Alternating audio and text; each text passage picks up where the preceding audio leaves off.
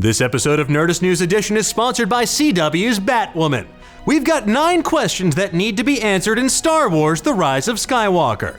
Now, we're still a few months out from The Rise of Skywalker, and while we continue to parse through trailers, posters, interviews, and LEGO leaks to find even a portion of new information, 1/4 portion, we still don't know a ton of specifics about the film itself. Last we saw, at the end of The Last Jedi, the Resistance was left to put their version of an intergalactic college recruitment day on, while the First Order was licking its wounds and tightening its grasp on the galaxy, and that's actually about all we know. But with Episode 9 closing out the epic trilogy of trilogies, we still have so many things that we need to know about the Skywalker Saga. So today we're going to be narrowing down the 9 questions J.J. Abrams and the company must answer in Star Wars Episode 9. Now, number 1, the biggest question. Will J.J. Abrams retcon Rey's parentage in Episode 9? We got an answer in The Last Jedi, courtesy of director Rian Johnson, who had Rey admit that her parents were nobodies, both by seeing herself alone in the Force Cave on Octo and by Kylo Ren destroying Rey's self-esteem. They're filthy junk traders who sold you off for drinking money. Wow, cool boyfriend. But he wasn't done there. You have no place in this story. You come from nothing. You're nothing. Yikes. All right, let's see if he can save this and... But not to me. Hey, flirting 101 courtesy of the widest solo in the universe. Anyways, this explanation of Rey's parentage along with the whole of The Last Jedi left some fans disappointed, to say the least. Considering that JJ is the one who set up the mystery of Rey's parents in the first place back in The Force Awakens, they'll be back. We could see a world where he does a bit of creative rejiggering to give Rey some buddies as her parent/family. But just who could these family members be? Well, our first candidate also leads us into our next question. Number 2, what's going on with Emperor Palpatine? A surprise, to be sure, but a welcome one. Since the Rise of Skywalker's teaser back in April, fans have been wondering how Sheev will show up in the final installment in the saga. Will he be playing the final big bad? Is he only going to be in like a scene or two? We don't know. Obviously, this is something that JJ can't not answer, and we're curious how it's all going to play out. We will watch your career with great interest. Speaking of careers, our question number 3. Now, we've all been watching Rey's career with great interest, and fans have been asking this big question that needs to be answered in The Rise of Skywalker. What side of the Force will Rey land on at the end of Episode 9? We saw Rey contemplate the dark side in The Last Jedi, and the D23 preview of The Rise of Skywalker ended with Rey wielding a double-sided red lightsaber. While it's pretty unlikely that we'd see Rey fully commit to the dark side, seeing her maybe move a bit towards the middle, a la the Gray Jedi, isn't outside the realm of possibility. Maybe. Number 4, another possibility that looms over the final episode in the Skywalker Saga is one of immense character death. Who lives, who dies, who's going to survive this epic saga? One candidate that we're a little concerned about losing is Poe Dameron. Now, we know that JJ almost killed him off in The Force Awakens, only to bring him back because Oscar Isaac is just too darn handsome and good at piloting. So it wouldn't be surprising to have JJ finish the job that he almost started. Plus, a heroic death would honestly fit in with Poe's character arc in The Last Jedi, where Poe learned what it meant to be a leader and the costs inherent when you go against the grain.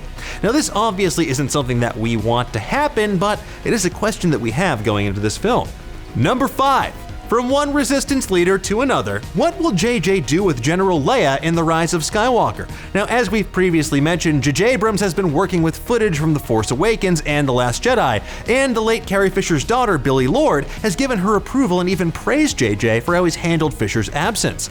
However, we still have some concerns, like how much screen time will Leia get in the movie? Will we see Leia pass away in Episode 9? Will there be any digital effects a la Rogue One? We'll just have to wait until The Rise of Skywalker hits theaters for more answers on this particular number.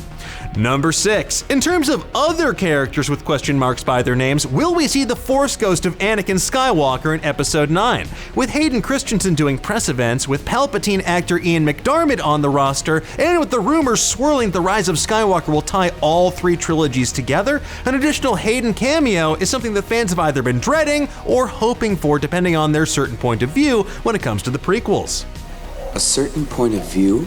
An Anakin Force Ghost appearance could even open the door to other Force Ghosts popping up in Episode 9, like Yoda, who we saw in The Last Jedi, Luke Skywalker maybe, or Obi-Wan, Qui-Gon Jinn, who knows? There's even rumors of a Han Solo Force Ghost, but That'd be insane, right? Never tell me the odds. Number 7. Moving on from Jedi to former stormtroopers, much of the sequel trilogy's emotional bandwidth and evolution has been carried by Finn, formerly known as FN-2187.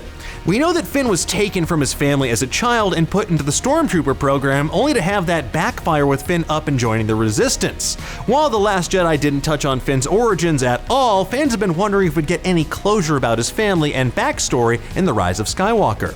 All we do know is that the way that Finn got his name is approximately 1,000 times better than how Han Solo got his. I'm alone. Solo? No, come on. No! FN, huh? Finn, I'm gonna call you Finn, is that alright? Yeah, much better. Number 8, staying on the topic of Finn now, we know his relationship status is also up in the air for The Rise of Skywalker. Along with the state of all the other Star Wars ships, who do you think will end up with who? Are Rose and Finn endgame? Will Finn and Poe hook up? Are Rey and Kylo gonna kiss on the mouth? Will Hux finally join Space Tinder? We really hope so.